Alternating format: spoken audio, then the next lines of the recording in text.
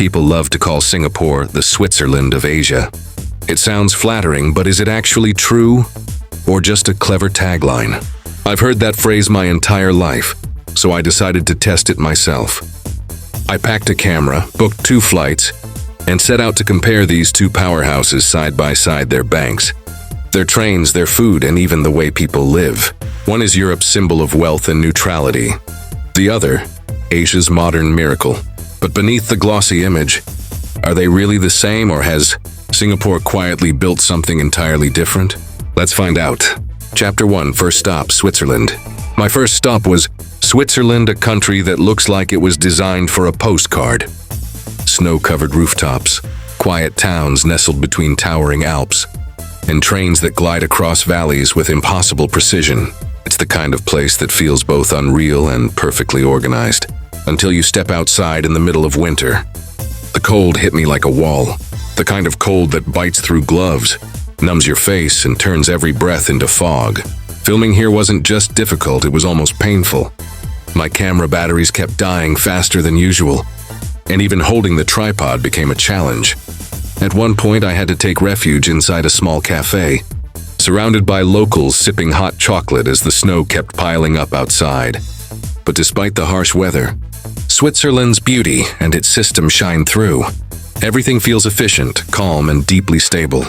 This country has mastered the art of balance. Wealth without chaos, order without pressure. It's no wonder it's one of the richest, most financially trusted nations on Earth.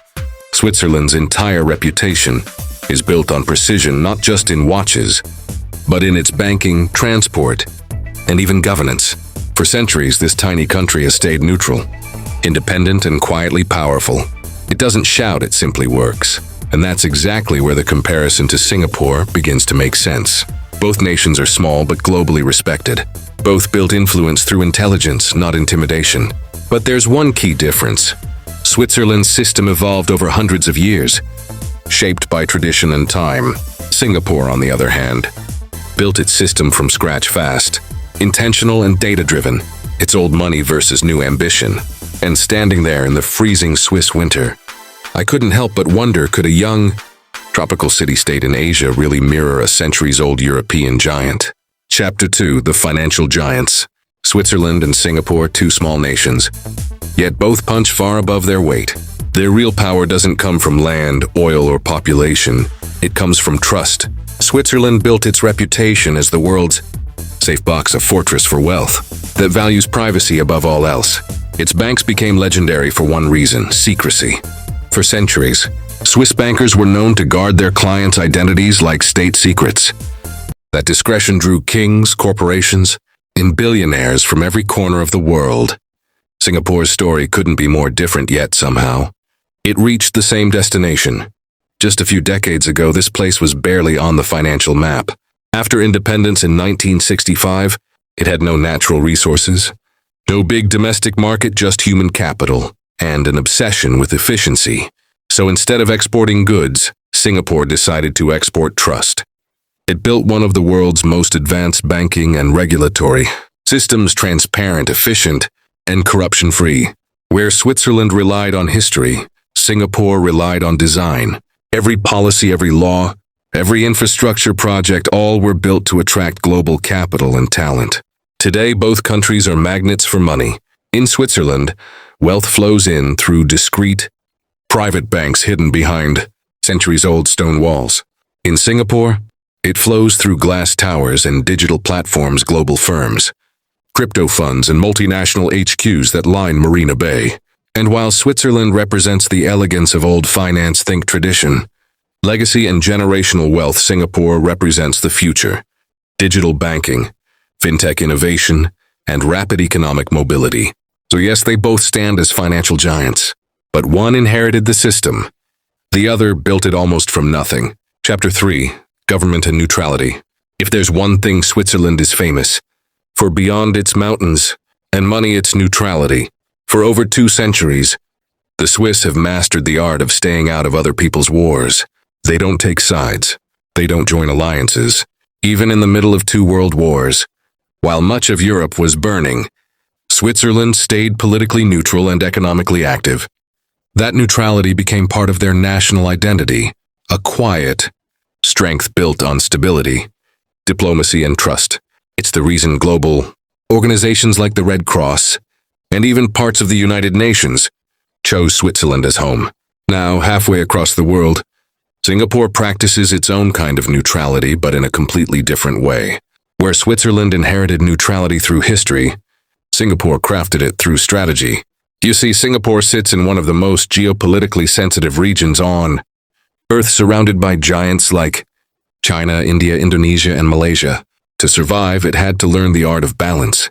It trades with China, partners with the US, and still keeps strong ties with its neighbors. Every foreign policy decision is calculated, not emotional, not ideological, but strategic. While Switzerland's neutrality was built over centuries of European diplomacy, Singapore's version is more modern, a form of active neutrality. It's not about staying out of global affairs, but rather about staying useful to everyone. The country positions itself as a trusted middle ground, a bridge between East and West, developed and developing, old power and new power. Chapter 4. Public Transport, Food, and Lifestyle. Landing back in Singapore after Switzerland felt like stepping into another world. The snow was gone, replaced by warm air, palm trees, and the rhythmic hum of city life. Yet in some strange way, both countries felt familiar. Both were clean, both were efficient, both worked like clockwork. Switzerland is famous for its punctual trains, perfectly timed, never a minute late.